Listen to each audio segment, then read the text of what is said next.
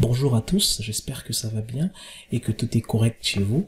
Dans cette vidéo, je vais vous parler de l'université de Sherbrooke, qui est une université située au Québec, une très bonne université dans laquelle vous pouvez faire vos demandes d'admission. Figurez-vous, une personne sur la chaîne m'a posé la question sur cette université et je me suis dit pourquoi ne pas faire une vidéo pour aider toutes les personnes qui veulent vraiment en savoir plus sur cette université. Donc, si tu n'es pas encore abonné à la chaîne, je t'invite de t'abonner tout de suite. Abonne-toi maintenant, active la cloche de notification et aussi partage autour de vous, autour de toi, auprès des personnes qui peuvent être éventuellement intéressées par donc une demande d'admission dans une université au Québec, donc au Canada.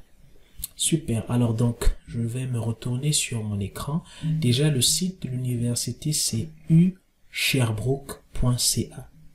Ok, je mettrai le lien dans la description, comme ça vous tous vous arriverez sur la même page. Donc là vraiment nous avons le site web et il se présente comme ça. Alors la première des choses déjà que vous devez savoir, pour faire une demande d'admission, vous devez le savoir, cela est valable pour l'université de Sherbrooke ou bien les autres universités, c'est d'abord connaître le programme, le niveau de cours que vous voulez poursuivre au Canada. Donc, si vous êtes à l'étranger, quel niveau d'études vous voulez poursuivre? Est-ce que c'est le premier cycle? Est-ce que c'est le deuxième ou troisième cycle? Donc, c'est ça la première des choses, votre niveau d'études, le niveau d'études à poursuivre. La deuxième des choses, c'est de savoir le programme dans lequel vous voulez poursuivre vos études. Exactement. Donc, dans ce niveau d'études-là, quel programme vous voulez faire? Dès que vous savez le programme, vous devez maintenant savoir en troisième lieu les exigences de ce programme-là. Est-ce que vos prérequis vous permettent de postuler pour ce programme-là? Donc là, ça va dépendre maintenant de votre expérience professionnelle passée ou bien votre expérience académique, votre profil académique passé. Est-ce que il est en accord avec les exigences donc du programme? Donc, si lorsque vous vérifiez le troisième point, vous vous assurez au quatrième point des frais de scolarité. Surtout que pour les étudiants étrangers, les frais de scolarité sont beaucoup plus élevés que les étudiants québécois, canadiens et francophones et belges. Donc, vous devez toujours voir est-ce que les frais de scolarité iront avec votre budget d'études. Donc, ça, ce sont des points qui sont très importants. Et puis en dernier lieu, on pourra ajouter bien entendu les frais de demande d'admission. Et d'autres pourront dire peut-être même de voir la ville où se trouve l'université. Est-ce que vous pourrez facilement vous insérer? Donc ça, ce sont les derniers paramètres. Mais vraiment, les plus importants, c'est le niveau d'études, le programme d'études, les exigences du programme, les frais de scolarité, les frais d'admission. Donc voilà. Ici par exemple, vous allez voir que pour les étudiants étrangers par exemple, vous avez programme et admission. C'est là où vous allez voir dans cette section-là. Et par exemple, nous on va prendre simplement le niveau donc baccalauréat. Donc pour la licence, hein, pour ceux qui viennent d'Afrique nécessairement, qui ont fait le bac en Afrique, quand vous arrivez ici, vous vous inscrivez à l'université, bien c'est pour faire un baccalauréat, donc ça équivaut à un bac plus 3, d'accord? Donc là vous avez le premier cycle, bien sûr, c'est ce qu'on veut. Par exemple, je vais venir prendre ici un baccalauréat, une formation intégrée, voilà.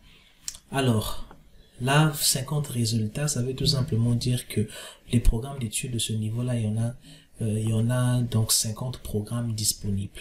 Alors, par exemple, je vais prendre un programme qui, par exemple, l'informatique. Je vais prendre l'informatique ici, sciences informatiques. Si vous voulez, selon votre programme, vous pouvez venir choisir ici les programmes par rapport au domaine au domaine d'études. C'est tout simplement ça. Moi, je prends l'informatique, hein, c'est ça. Alors là, par exemple, j'ai baccalauréat informatique qui est là en informatique. Donc, je clique ici.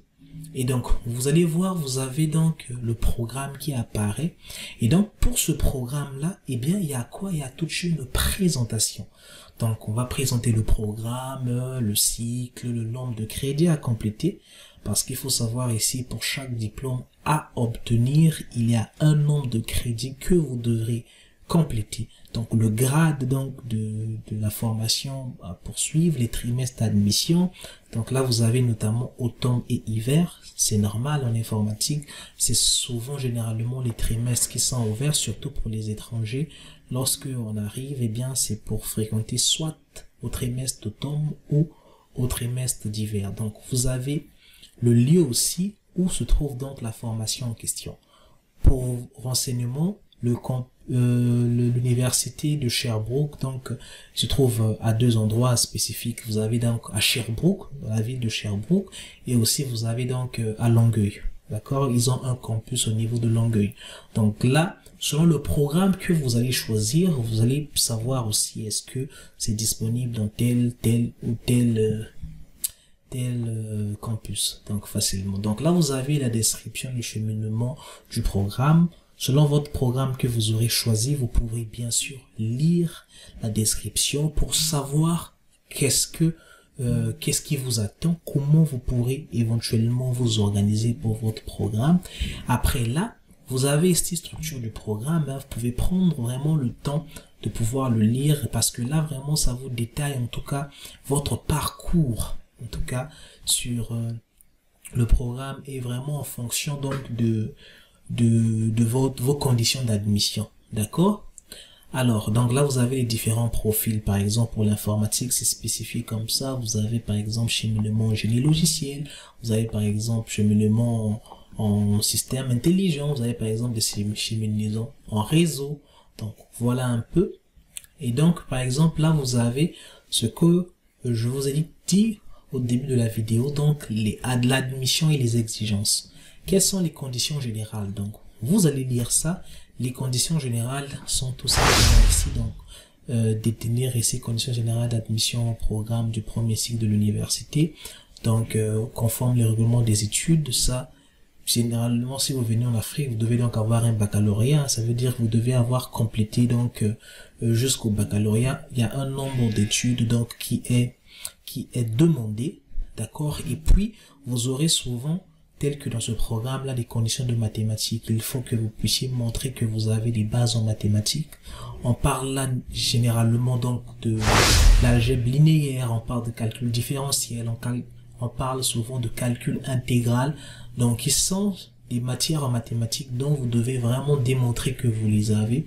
Donc, pour ceux, par exemple, qui vont faire la démission du baccalauréat avec une licence, éventuellement, votre université pourrait vous accorder, c'est-à-dire pourrait par exemple créditer certains de vos cours, mais ça dépendra en tout cas de l'analyse de votre dossier. Donc c'est ça. Après vous avez des exigences particulières, vous allez voir vraiment ce que vous voulez faire. Après, une fois que vous avez ça, et bien ici vous avez admission, on a déjà choisi un programme, on va venir ici déposer votre demande. Là c'est vraiment lorsque je veux déposer ma demande. Ok, mais avant de déposer ma demande, il faut que je puisse savoir quelque chose, le coût de la demande. Donc là, j'ai les frais d'ouverture, d'accord. Donc quand je viens ici déposer ma demande, c'est simple, hein. Vous avez ici payé les frais d'ouverture et le traitement du dossier. Vous allez simplement cliquer sur ça et vous allez voir ici, en fait, vous avez les frais qui sont souvent actualisés par année, hein. Ça dépend vraiment de l'université. Pour l'université de Sherbrooke, par exemple, il faut préparer 101 $ canadiens. Vous allez convertir en votre monnaie si vous êtes en Guinée, si vous êtes en Afrique centrale, en Afrique de l'Ouest ou encore en République démocratique du Congo. Ça dépendra de où est-ce que vous vous situez, mais en tout cas vous convertissez autant pour moi dans votre monnaie locale et vous aurez exactement donc ce qu'il en vaut pour ça. Donc voilà, il faut avoir une carte de crédit. Donc lorsqu'on a déjà ça, eh bien, vous vérifiez les coûts de votre scolarité, frais de scolarité. Vous êtes par exemple un étranger, donc étant étranger, personne étudiante internationale, vous venez ici. Donc là, facilement, vous allez voir en fait les cours en vigueur, un trimestre d'hiver par exemple. Vous avez ici donc le premier cycle par rapport au choix que nous avons fait au début de la vidéo. Vous choisissez donc le domaine, notre domaine qu'on a pris c'est l'informatique. Et donc pour 15 crédits, il faut savoir que vous allez payer 14 855. C'est le trimestre en scolarité, mais pour les trimestres en stage, eh bien ça fait 510. Pour le programme sans stage, eh bien vous payerez ici 13 940. Donc, il faut savoir que c'est 15 crédits. Pour un étudiant étranger, il faut faire au minimum 12 crédits par session. Donc, vous allez calculer parce que après, ils ont aussi, en fait, comment on appelle ça, un outil de simulation qui vous permet aussi de faire des simulations. La bonne nouvelle dans tout ça, la bonne nouvelle aussi, c'est que vous avez un programme d'exemption des droits de scolarité. Donc là, on parle vraiment des bourses d'études. Pour avoir accès aux bourses, vous allez voir vraiment ici quelles sont les exemptions qui sont faites ici en fait des étudiants qui hors de Québec. Et bien les exemptions, par exemple ici, pour les exemptions par exemple, vous avez ici par exemple, ça va dépendre maintenant. Les frais de scolarité varient. Exemption de taux de scolarité pour les personnes étudiantes internationales dans les universités en région. Donc on va par exemple cliquer ici et vous avez ici les domaines dans lesquels l'exemption est disponible. Donc si vous faites votre admissibilité dans ces domaines-là, il est susceptible pour vous de recevoir une bourse. Donc au lieu de payer les 14 000 et quelques pour 15 crédits, vous payerez le même montant qu'un Québécois. Donc voilà. Et c'est quand même ce qui est intéressant donc avec l'université de Sherbrooke aussi, qui encourage vraiment aux étudiants étrangers de s'inscrire dans leur université, de leur offrir finalement aussi donc ces bourses d'exemption.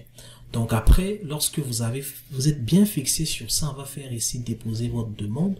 On vient au niveau de déposer votre demande, on va défiler ici vers le bas. Vous avez déposé une demande d'admission en ligne. On va voir ici, il y a un formulaire qui apparaît. Et bien là, ça sera facile pour vous. Vous allez tout simplement renseigner vos informations, donc faire valider, aller sur suivant. Et après, vous allez arriver à un niveau où on va vous demander de payer. Vous aurez un numéro de dossier qui sera affecté pour vous. Vous allez bien noter ce numéro de dossier-là. Et parce que lorsque vous allez envoyer vos justificatifs, il va falloir que vous puissiez l'associer avec le numéro de dossier. Donc, voilà un peu ce qu'il y a à savoir sur l'université de Sherbrooke. J'essaie un peu de faire vraiment un ramassage pour vous expliquer en tout cas ce qu'il y a lieu de savoir.